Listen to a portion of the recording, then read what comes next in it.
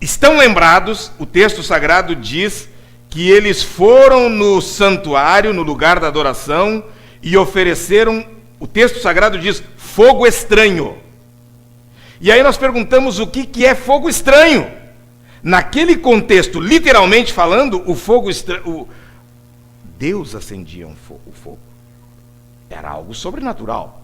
Esta é uma acepção pela fé. Nós cremos assim porque a Bíblia diz que o Senhor acendia o fogo. Então o fogo sagrado no altar de bronze, Deus providenciava esse fogo.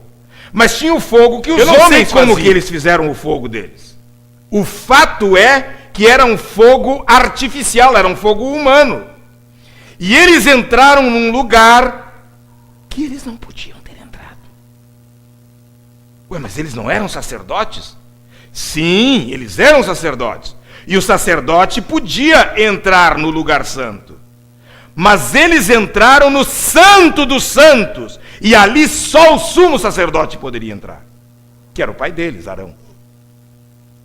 E o texto sagrado diz que eles foram fulminados. Hoje, será que ainda a semelhança de Nadab e Abiú, lá no velho ritual do santuário, ainda corre o risco de oferecer fogo estranho no altar do Senhor? Tristemente eu tenho de responder que sim. Que sim. O que é fogo estranho, então? É trazer para a adoração algo que não provenha de Deus, que provenha só do esforço ou da habilidade, das dotações humanas, sem a chancela divina. Isso é trazer fogo estranho na adoração.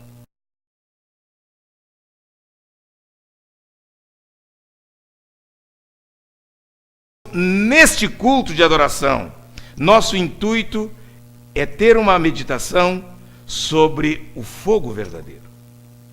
Tem uma palavra para isso: avivamento.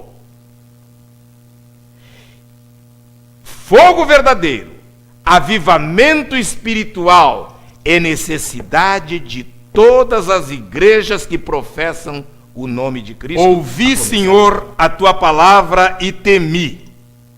Aviva, ó Senhor, a tua obra no meio dos anos, e no meio dos anos faze-a conhecida.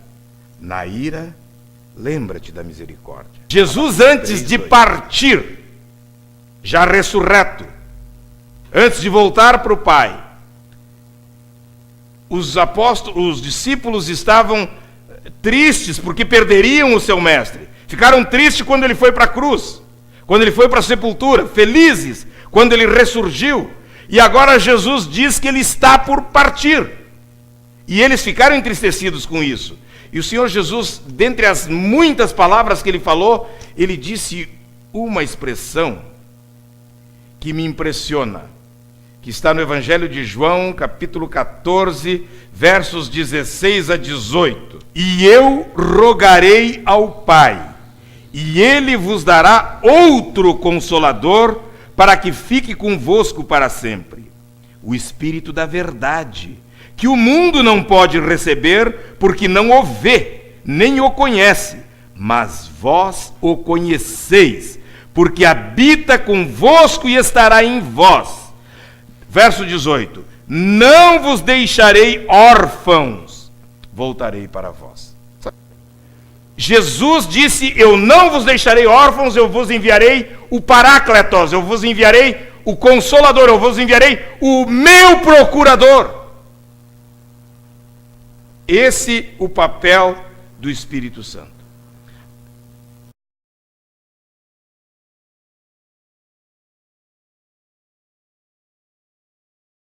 Mas o Espírito Santo não é só para o momento de louvor e adoração.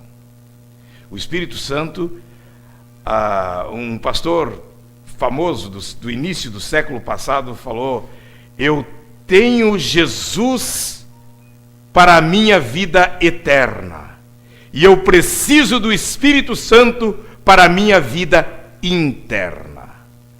É um trocadilho meio meio esquisito, mas de facílima compreensão. Nós precisamos o Espírito Santo regendo a nossa vida, as nossas ações. Mas as ações não brotam espontaneamente. Claro que existe, bate no joelho, a perna vai. Então são ações reflexas. Mas no mais das vezes as nossas ações primeiro são coordenadas, são maquinadas aqui.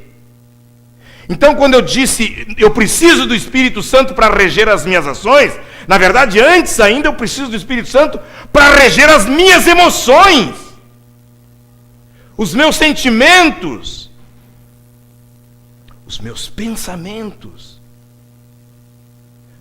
o meu cérebro, a minha capacidade de discernimento, de compreensão das coisas e da vida.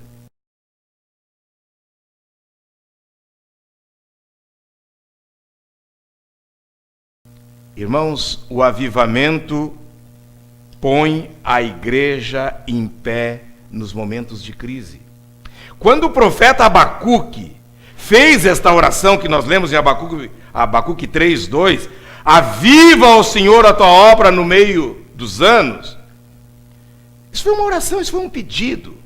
Se lêssemos o livro de Abacuque, nós lemos o capítulo 3, se lêssemos os capítulos anteriores, 1 e 2, Abacuque bombardeia Deus com perguntas. Por que, Senhor? Por que isso? Por que? Com perguntas de coisas desagradáveis que ocorria para o povo de Deus. Uma atrás da outra. Ele é conhecido entre os especialistas em teologia do Antigo Testamento como o profeta dos porquês. Por que isso, Senhor? Por que aquilo, Senhor? Por que? Depois de muitos porquês, Abacuque chega a uma convicção, uma conclusão. Deus está no comando de tudo. Deus é o soberano Senhor da história. As coisas ocorrem porque Ele permite que ocorram. Então eu vou me submeter a Ele e eu vou interceder para que Ele avive a sua obra no meio dos anos. Você precisa fazer uma pergunta.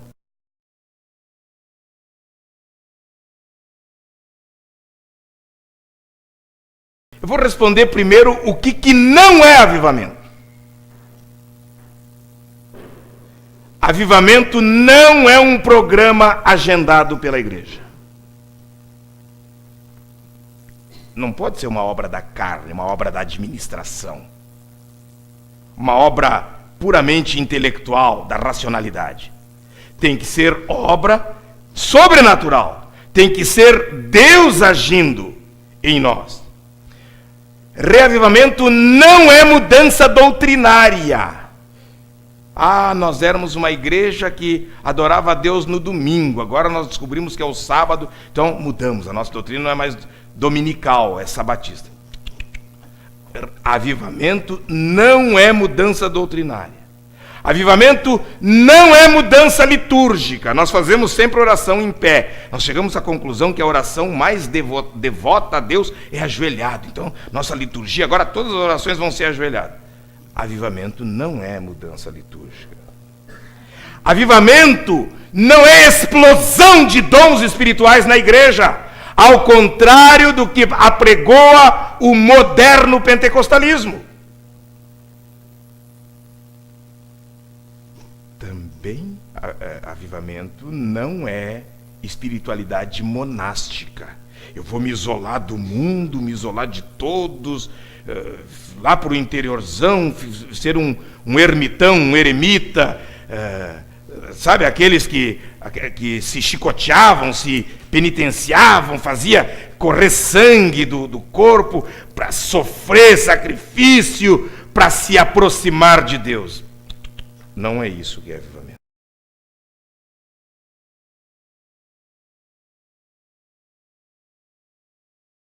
Quando Abacuque fez a oração, ele começa dizendo assim: ouvi a tua palavra e temi. Então o avivamento passa por uma volta à palavra de Deus. Porque onde há o avivamento, há uma volta à palavra de Deus. Avivamento, irmãos, é marcado pela resposta de Deus a um coração sedento e sincero. Foi a oração de Abacuque. Avivamento me faz me confrontar com um Deus que é puro, santo e perfeito, e eu todo errado, todo imperfeito. Então o contraste fica muito vívido, muito acentuado. E aí não me resta outra coisa a não ser o que Abacuque fez. Na tua ira, lembra-te da misericórdia. Eu estou todo errado, mas tem misericórdia de mim. Eu quero ser certo. No avivamento de verdade, nós somos confrontados com a santidade de Deus. Nós não brincamos de demonstrar poder de Deus. Nós reconhecemos que não temos poder nenhum, e é só pela misericórdia dele que ele nos usa para realizar alguma obra muito pequenininha ou muito estrondosa, mas nenhum merecimento nosso, é só pela misericórdia. Charles Haddon Spurgeon: quando a igreja está cheia de pessoas vazias, é hora do avivamento ser buscado. Falei de Spurgeon, deixa eu falar de John Wesley, o fundador do metodismo, da igreja metodista. Aspas: se eu tivesse 100 homens que a ninguém temessem senão a Deus, que a nada odiassem a não ser o pecado, e que tivessem a disposição de nada saber entre os homens a não ser Jesus Cristo e este crucificado, eu poria fogo no mundo. John Wesley. Tem uma oração do salmista no Salmo 85, 6. Ele pergunta assim: Senhor, porventura não tornarás a vivificar-nos? Será que não tinha que ser esta a nossa oração nesta noite? Senhor, tu não vais vir para nos vivificar?